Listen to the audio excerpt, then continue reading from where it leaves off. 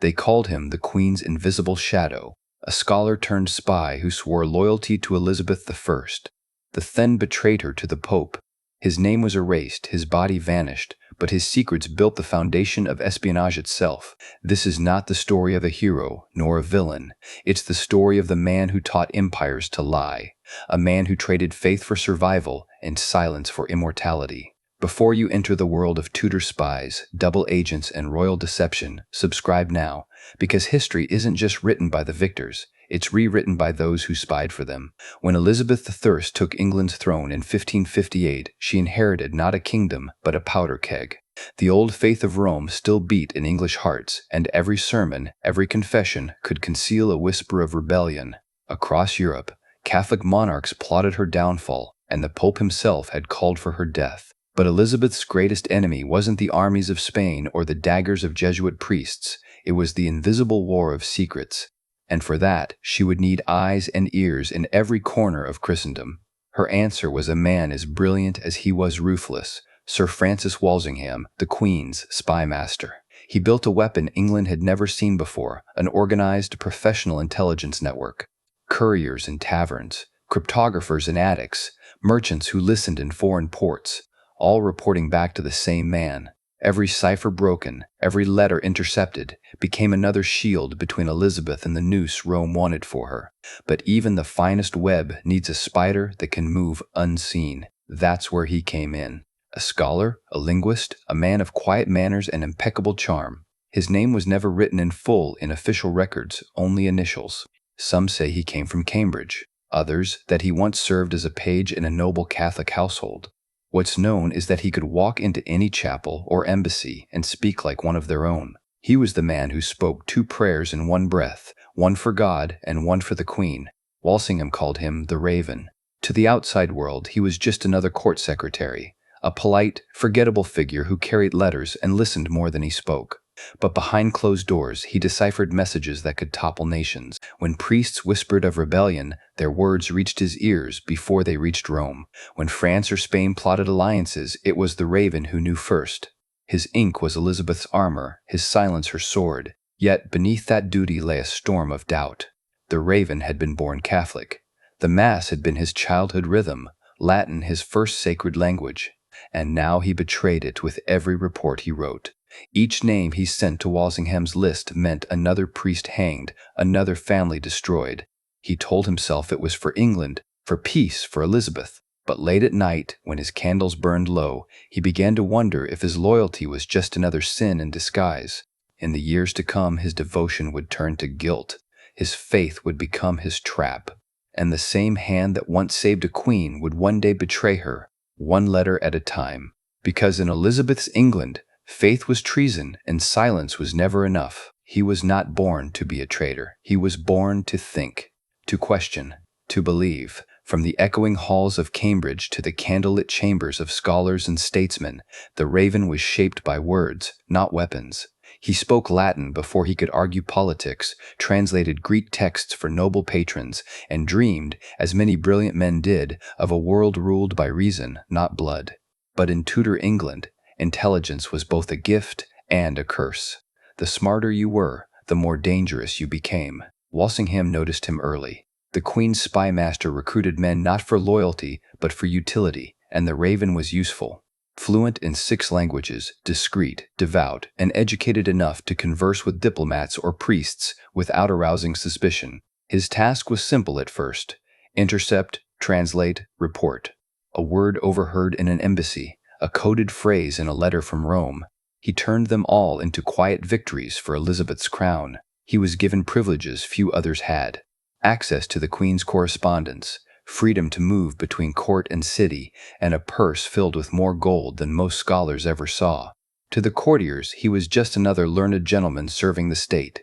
But to Walsingham, he was a ghost, a man who could listen, blend, and vanish. At first, the Raven believed in what he did.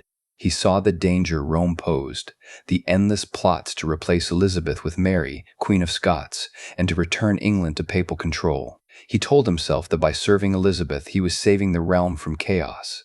But every mission drew him deeper into moral fog. He spied on old friends, betrayed former Tudors, and watched innocent men die under charges of sedition, all because their prayers were spoken in the wrong tongue. His brilliance became his burden. He began to see what others could not, that espionage was not a war between nations, but between souls. The Queen's enemies were not monsters, and her allies were not saints. In every letter he opened, every message he deciphered, he felt the weight of both truth and deceit. Still, he served, because serving gave him purpose, and because the one thing he feared more than damnation was irrelevance. In private, he still attended secret masses, small hidden gatherings of scholars who clung to the old faith. He confessed nothing, he only listened. And when the priest's voice trembled over the words, Dominus vobiscum, he felt a stab of longing. For a moment, he wasn't a spy. He was just a man. But men like him didn't get to stay men for long. Walsingham's network thrived on secrets, and the Raven's secret, his faith, was the most dangerous of all. Soon he would be forced to choose between the Queen who trusted him and the God who had never stopped calling him home. It began, as so many downfalls do, with a whisper. One night in 1584, the Raven slipped quietly into a small house near Fleet Street, an unremarkable home that hid a priest hole beneath its floorboards. There, candlelight flickered against stone, and a lone Jesuit priest waited to hear a confession. The Raven had come seeking peace. What he found instead was the beginning of his destruction. He knelt, his voice low, careful. He spoke of sin, of lies, of the burden of two masters. He confessed that he spied for the Queen but feared for his soul, that he had betrayed men who had done nothing but hold fast to their faith. The priest, unaware of who this penitent truly was, told him the words of absolution, ego te absolvo. But what the Raven didn't know, what no one could have known, was that this priest was already being watched. Walsingham's agents had marked the house weeks before. Every movement, every visitor, every whispered word was reported. The next morning, a clerk in the spymaster's office recorded the exchange, and though no names were mentioned, one phrase stood out. He serves the Queen, but seeks Rome. The report made its way up the chain. Walsingham read it, his sharp eyes narrowing. It could mean anyone, or it could mean the one man he trusted most, the Raven. Meanwhile, in a different corner of Europe, another listener took notice. In Rome, the Vatican's network of informants intercepted news of a soul divided, a scholar close to the English crown, torn between God and Queen. For the papal envoys, this was no sinner. They saw a gift from heaven, an English agent ready to come home. Letters began arriving in London. They were addressed to Brother C, written in Latin, sealed with a crest bearing no name. Their tone was warm, forgiving. They offered absolution, a path back to grace. Serve God again, they said, and heaven will remember you. The letters spoke of redemption, not rebellion, but beneath their pious words lay temptation. For weeks the Raven resisted, but the guilt gnawed at him like rot. He had seen too much blood, too many hangings. In his dreams, he saw the faces of men he had betrayed, priests clutching rosaries as the rope tightened around their necks. When the next letter came, he didn't burn it. He replied. He wrote not as a spy, but as a sinner. I have served her as my Queen, he confessed, but I can no longer serve her as my God. That single line would seal his fate, because in sending that letter, the Raven crossed a line no man could return from. He had turned his back on the only protection he had, and now both crowns, the one in London and the one in Rome, would claim him as their own. The war for his soul had officially begun. The first letter reached Rome, hidden inside a merchant's ledger. It was addressed to a nameless brother, written in the Raven's neat Latin hand. To any casual reader it appeared to be a theological reflection, a meditation on the state of England's lost faith. But for those who knew the cipher, its meaning was far more dangerous. Inside the text were names, courtiers, scholars, diplomats, men and women quietly loyal to Elizabeth, and others who secretly leaned toward Rome. When the letter reached the Vatican, it caused a ripple through the Curia. To the Papal Intelligence Network, the Raven was a miracle, a voice from inside the Queen's court. They didn't see treason, they saw salvation, a man who could bring England back to the old faith, one whisper at a time. The cardinal who first read his words called him l'angelo della verità, the angel of truth, and soon letters began flowing back. Each one written in elegant script, each one promising forgiveness, absolution, and divine protection. But these letters were never meant for his soul. They were meant for his secrets. At first, the Raven's replies were cautious. He spoke in riddles, giving only pieces of information, movements of ambassadors, names of minor courtiers, nothing that could be traced. It made him feel useful, even noble. In his mind, he was not betraying the queen, he was balancing the scales, giving truth to both sides, serving two masters with equal devotion. But sin has a way of disguising itself as virtue. The correspondence deepened. The Vatican wanted more details about Elizabeth's advisors, her alliances, her health, especially her health. They had heard rumors that the queen suffered fainting spells, that she grew weaker each year. The Pope's men wanted to know if England's Protestant reign might soon end on its own. The Raven hesitated. He told himself it was harmless. I give them what they already suspect, he reasoned, nothing they can use.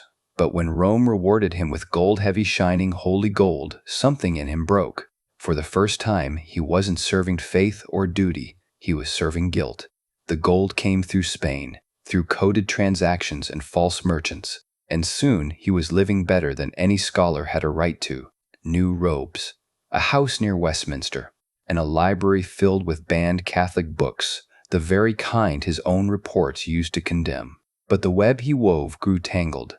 Walsingham began to notice irregularities, letters missing, couriers rerouted, cipher keys slightly altered. His master's silence became suspicion. The Raven had forgotten one rule of espionage: a spy cannot afford to be interesting. And he had become very interesting. As the letters across the sea grew more frequent, so did the eyes watching him. In London, Walsingham sharpened his net. In Rome, priests prayed for his protection. And the Raven, torn between two worlds, no longer knew which one wanted to save him and which one wanted him dead. By 1585, England was no longer a realm. It was a chessboard. Every nobleman, every courtier, every servant who whispered near the queen was either a pawn or a spy. Walsingham's intelligence web stretched from London to Madrid, from Edinburgh to the Vatican itself. He saw everything, or so he thought. Lately, something in his reports felt off. Messages delayed, cipher keys that didn't align, phrases out of rhythm, as though rewritten by an unfamiliar hand. Walsingham trusted no one, but the Raven, his most disciplined agent, had always been above suspicion, until now. The spymaster began testing him quietly. He would send a letter with one deliberate falsehood, a detail that could only expose itself if passed to another source. And sure enough, weeks later, that very detail surfaced in a papal dispatch intercepted by English agents in Antwerp.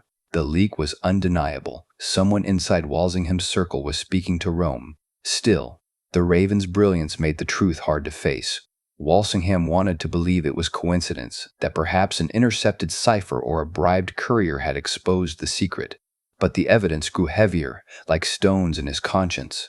Meanwhile, the Raven moved through court with calm precision, unaware or perhaps willfully blind to the tightening snare around him. His eyes were tired now, his hands unsteady. The gold from Rome had begun to feel heavy, not sacred. The faces of the hanged priests haunted him, men whose names he had once written into Walsingham's ledgers. He began drinking more, speaking less. He stopped attending council meetings, claiming illness, and when the queen herself once asked him about a rumor, some nonsense about letters gone astray, he smiled too quickly, bowed too deeply. Elizabeth noticed.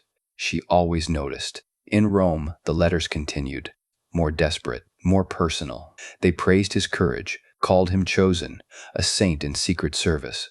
But behind their flattery came darker questions. How close is Walsingham to the queen now? How frail is she truly? How soon may England be free? It was no longer confession. It was command, and the Raven, frightened and trapped, obeyed. Walsingham's agents moved silently. They followed him through London's alleys, traced his coin exchanges, intercepted his couriers. One night, they opened a crate bound for Calais and found what they needed, a letter in the Raven's hand, sealed with the sigil of Rome. The message was clear, damning, and signed only with a cross. When Walsingham read it, the air in his chamber froze. He did not rage.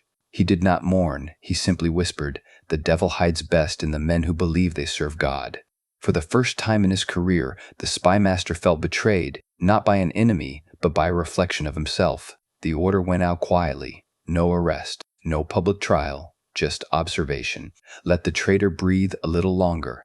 Let him think himself unseen, because sometimes the cruelest punishment is letting a guilty man hang himself. By 1586, the Queen's court had become a theater of masks, each smile concealing suspicion, each bow hiding fear. Elizabeth was a ruler who trusted no one completely, not even her own reflection, and now whispers had reached her that one of Walsingham's finest had grown too close to Rome. The Queen said nothing at first. She simply watched. The Raven, once a quiet presence in the court's corridors, now walked as if underwater. Every gaze lingered too long, every servant's bow felt sharper. He sensed the chill before he saw it, the subtle isolation of the doomed.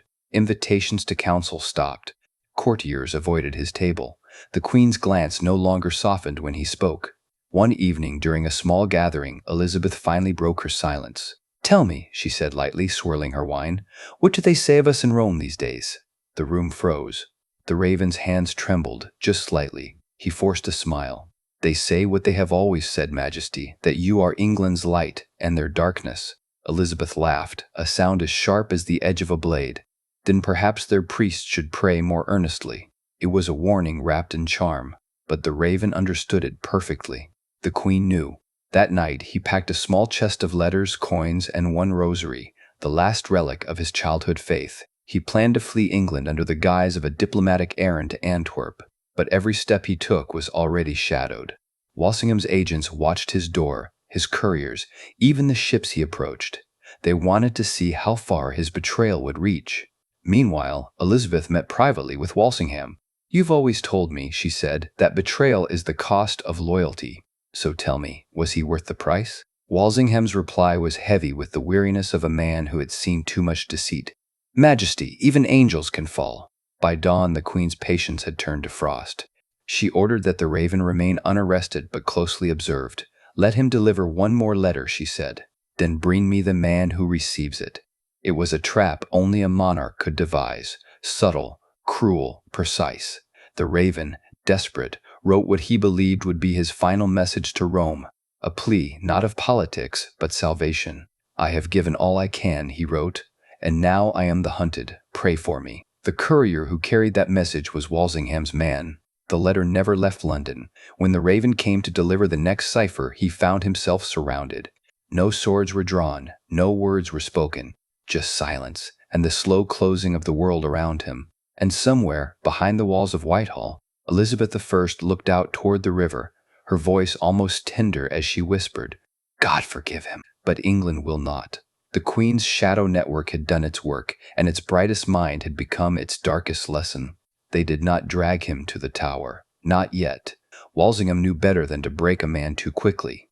The true currency of espionage wasn't confession, it was information. So, the Raven was taken quietly to a chamber beneath Whitehall, a place that smelled of ink, wax, and silence.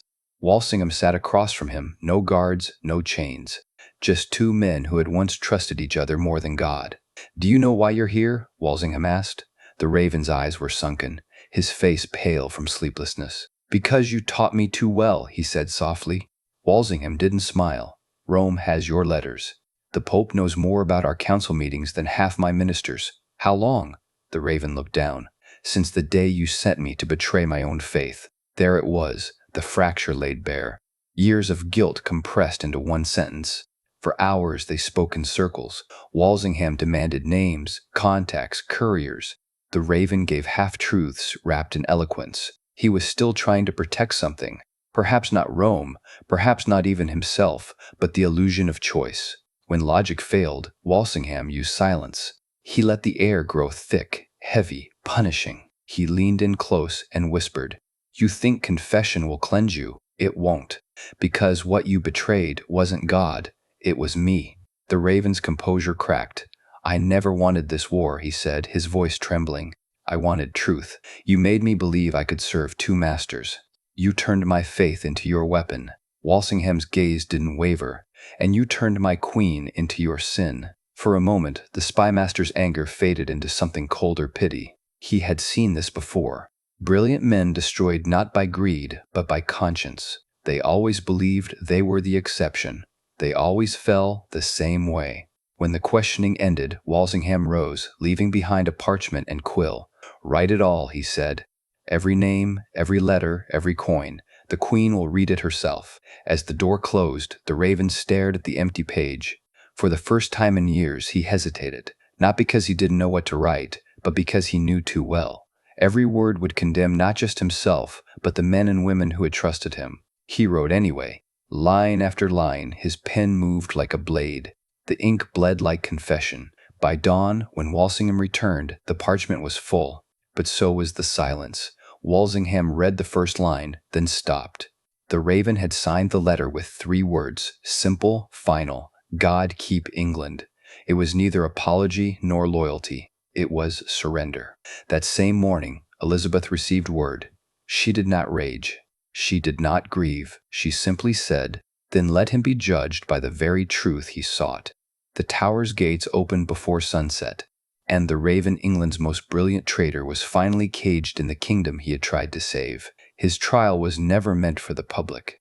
Treason of this kind was too delicate, too dangerous to parade before the crowd. So the raven's judgment unfolded behind the cold walls of the Tower, beneath the gaze of men who once called him ally. There were no juries here, only power and silence. Walsingham stood at the edge of the chamber, his face carved in restraint. The queen herself would not attend, but her words hung in the air like scripture. If he loved 2 masters, let neither claim him now. The charges were read by candlelight: high treason, espionage, conspiracy with Rome. But each word felt hollow, because everyone in that room knew the truth. This was not the trial of a traitor. It was the burial of an ideal. The raven did not deny what he'd done. "I wrote the letters," he said calmly. "I sent them across the sea. I believed it was not treason to speak of faith." The prosecutor snapped. "Faith does not excuse betrayal." He looked up, his tone weary but proud. "Then perhaps betrayal is the only faith England allows." Gasps rippled through the chamber. Even Walsingham flinched. The raven's voice carried not rebellion but exhaustion, a man who had loved his country too much to let it lose its soul. The witnesses were few. 2 couriers testified to secret letters, 1 merchant to gold received through Spain. The evidence was overwhelming, but the raven didn't argue. He didn't plead for mercy. He merely asked one question before the court adjourned. "If I served the queen to defend her soul, yet lost my own in doing so, who among you has truly been loyal?" No one answered. That night, Walsingham visited his cell. The torchlight cast their shadows long against the stone. The spymaster looked older now, worn by guilt. "You could have fled," he said. "You had time." The raven smiled faintly. "And live how? In exile? In Rome, as their pet heretic? No. My punishment began the day I chose to write both prayers." Walsingham sighed. "You think you're a martyr." "No," the raven whispered. "I think I'm what you made me." The next morning, the Queen's Council delivered its verdict. Death, swift, quiet, and unrecorded. There would be no scaffold, no sermon, no crowd to remember him. His name would be erased from every ledger, his service struck from the Queen's books. Walsingham did not protest. He only requested one mercy, that the executioner make it clean. On the final evening, the raven asked for a quill and ink. He wrote a last letter, not to Rome, not to Elizabeth, but to God. When the guards took it away, they found only a single line: "I served 2 thrones, and both were built on fear." In the end, there was no audience, no forgiveness, only the echo of footsteps leading to the scaffold before dawn. And as the blade fell, England's greatest spy vanished into history, without name, without grave, but never without consequence. When the news of the raven's execution reached Elizabeth, she did not react immediately. The message was delivered in silence, sealed with Walsingham's dark wax. She read it once, then folded it neatly beside her wine. For a long time, she said nothing. Only the faint tightening of her jaw betrayed what she felt. The courtiers waited for an order: praise, condemnation, anything. None came. Finally, Elizabeth rose and said, "There are men who die for their enemies, and there are men who die for their queen." He was both. Then she dismissed the court and locked herself away in her private chamber. That night, she called for Walsingham. The spymaster entered quietly, bowing low. He could tell she had not slept. Her crown sat slightly askew, her eyes distant. "Did he speak at the end?" she asked. Walsingham hesitated. "Only to God, Majesty." The Queen nodded slowly. "Then may God answer what I cannot." For hours they sat in near silence. 2 rulers of shadow. the monarch and her instrument, both bound by the cost of their own design. Elizabeth finally spoke. "I trusted him. Perhaps that was my sin," Walsingham replied softly. "Majesty, trust is a weapon, not a sin." Elizabeth turned sharply. "Then tell me, Sir Francis, what is faith?" The question pierced deeper than accusation. Walsingham looked away. "A luxury spies cannot afford." The Queen rose, crossing to the window. Outside, the Thames shimmered under a pale moon. "I made England safe," she whispered. "But I wonder, for whom?" Walsingham bowed. "For history, Your Majesty." She gave a bitter smile. And yet, history never remembers its martyrs by name. In the following weeks, she ordered every record of the Raven sealed, his letters burned, his family pensioned off in secret. Publicly, he ceased to exist. But privately, within the quiet recesses of the Queen's heart, he remained. It is said that Elizabeth began attending chapel earlier than usual after his death. Her attendants sometimes caught her whispering prayers too softly to hear. Once, one of them claimed she said, "He was my mirror, and I shattered him." Years later, when Walsingham himself lay dying, he confessed to a priest that the Raven's case had haunted him most of all. "He did what I trained him to do," he said, "but he kept his soul intact. That was his crime." As for Elizabeth, she never spoke his name again, but she wore, beneath her gown, a small golden cross. Some said it was a token he once gave her, a sign of loyalty disguised as faith. If it was true, then the Virgin Queen carried the weight of one man's silence for the rest of her reign. And in her final years, when her court saw her weep without reason, perhaps it wasn't the crown she mourned, but the shadow who had once died for it.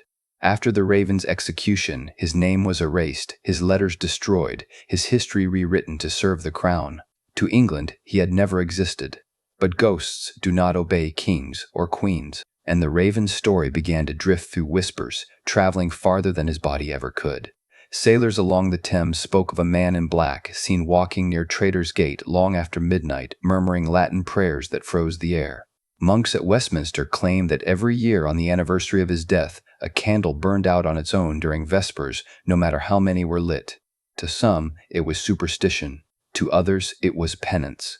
But to those who had known him, secretaries, spies, confessors, his ghost was real enough. They could feel him in the silence after a coded message arrived, in the unease that lingered when Walsingham entered the room.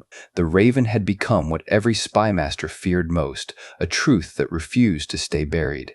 In Rome, priests began receiving anonymous letters written in a familiar hand, signed only, a soul unshriven. Each spoke of England's sins, of the blood on both altars, of a queen who ruled like a saint but prayed like a sinner. The Vatican believed them divine warnings. Elizabeth's court, upon hearing of it, called them heresy. Walsingham called them impossible. And yet, he never slept soundly again. Years passed, and England changed. Wars faded, alliances shifted, the golden age of Elizabeth began to tarnish at the edges. But the legend of the Raven endured. In secret circles, he became a myth, a cautionary tale for spies who thought themselves untouchable, a ghost story for courtiers who whispered in the dark. They said he could walk through walls, that he whispered confessions into the ears of traitors, that his soul wandered between altars, neither Roman nor English, seeking a God who could forgive him. But the truth, as history often hides it, was simpler. Somewhere in the Tower archives, one unsigned letter survived the purge. Written in delicate, educated Latin, it read, "I have seen the faces of angels and kings, and I tell you, they are both made of fear. No seal, no date. Only the faint impression of a raven pressed into the wax, as if by an unseen hand." That letter still sits in the Tower's vault, unclaimed and uncredited. And though no scholar has proven its origin, one thing remains certain: the Raven's ghost was not one of horror, but of justice. An echo meant to remind every ruler that no throne, however divine, escapes the judgment of truth. Because some spies die twice, once by the blade, and once by the memory that refuses to let them rest. And in the dim corridors of English history, the Raven still walks, unseen, unspoken, and unforgettable. By the time Elizabeth I was gone and the Stuarts took the throne, England had changed, but its shadows had not. Beneath the polished veneer of empire and prayer, the machinery of espionage still thrummed quietly. Codes were rewritten, names forgotten, networks reborn. Yet one story refused to fade, the story of the Raven. In smoky taverns from London to Dover, old sailors swore the Queen's ghost walked with her spy beside her, whispering to him as she once had. Scholars dismissed it as romantic invention, but in hidden vaults beneath Westminster, archivists uncovered something that even the Crown dared not publish. Among the sealed manuscripts of Walsingham's estate, they found a folder with no title, just a black feather pressed into the parchment. Inside were scraps of coded letters, fragments of confessions, and a single message scrawled in a trembling hand. To love one's queen is to die for her twice, once in body and once in silence. Experts tried to trace its author. The handwriting matched neither Walsingham nor any known clerk. But the ink, dark, almost iridescent, was traced to a French batch used only during Elizabeth's reign. The dates fit, the tone fit, and once again the legend stirred.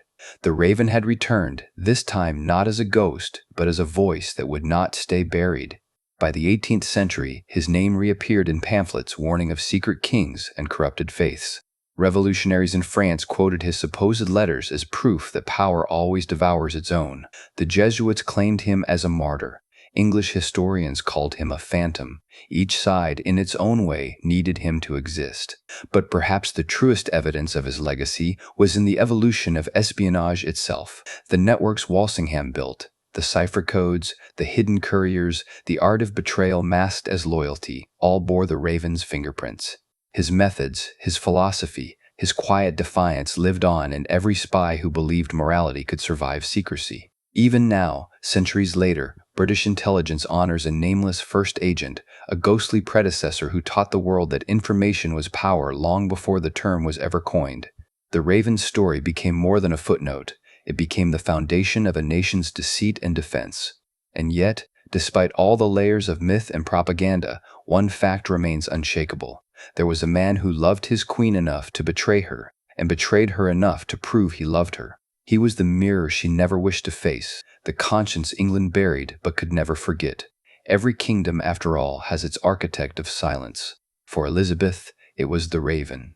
And even now, if you walk near the tower at dawn, when the mists roll low over the water and the bells toll faintly across the Thames, you might still hear wings, slow, deliberate, circling above the stones, like a reminder that no secret stays silent forever. Elizabeth I ruled for 45 years, but in her final winter the Virgin Queen no longer felt divine. The empire she built glittered on the surface, yet beneath the gold, her heart was heavy. Her courtiers said she had become quieter, haunted by sleepless nights. They did not know that, often, she dreamed of a man without a name, a shadow who had once sworn his life to her and died for it. One cold evening she dismissed her attendants and sat alone by the fire. On the table lay an object few had ever seen, a single black feather flattened between glass. She reached for it with trembling hands. "You kept my secrets," she whispered, "and I silenced yours." Outside, the wind howled softly, like distant wings against the tower walls. It was said that in her last weeks, Elizabeth began visiting the royal chapel more frequently, though she barely prayed aloud. Instead, she would sit in silence, staring at the altar with that same unreadable expression she had worn since her youth, part defiance, part grief. On her final night, her physician recorded a strange detail. The Queen refused her bed and instead sat upright in her chair, staring toward the window. "I see him," she murmured, so faintly he almost missed it. "The man who told me the truth." When dawn broke, Elizabeth Tudor, the last of her line, was gone. After her death, servants found a locked chest beneath her bed. Inside were trinkets, letters, and one folded scrap of parchment, yellowed with time. It read in Latin, "There are no loyal hearts in thrones or temples, only those who dare to love, even when love is treason. No one knows who wrote it." Some said it was the Raven's final message. Others claimed it was the Queen's confession, written in another's hand. Either way, it was buried with her in Westminster Abbey. Centuries later, historians studying her private papers uncovered repeated references to a lost soul. She prayed for every year on the same date, April 12th. The date matched no battle, no birth, no coronation. But it was the anniversary of the Raven's execution. In the end, the Queen who ruled the known world could not escape the ghost of the man who kept it safe. And perhaps that is how love survives history. Not as passion, not as memory, but as guilt that refuses to die. For all her glory, Elizabeth's heart was haunted by one truth she could never speak aloud. She had built her empire on the silence of a single man, and as her crown was lowered into the vault, A raven was seen circling the abbey roof, crying once before vanishing into the morning sky, as if the past itself had come to watch her finally rest. In the end, his name was buried, his faith condemned, and his queen remembered as a legend. But behind her crown stood a man who lived and died in the shadows, the scholar who became a spy, the loyalist who became a traitor, the raven who taught England that truth itself could be weaponized. His story is not one of victory or defeat, but of the eternal cost of knowing too much, because power always demands silence, and those who serve it vanish first. Subscribe now, because next time we'll unearth another secret history of the people who shaped empires from the dark.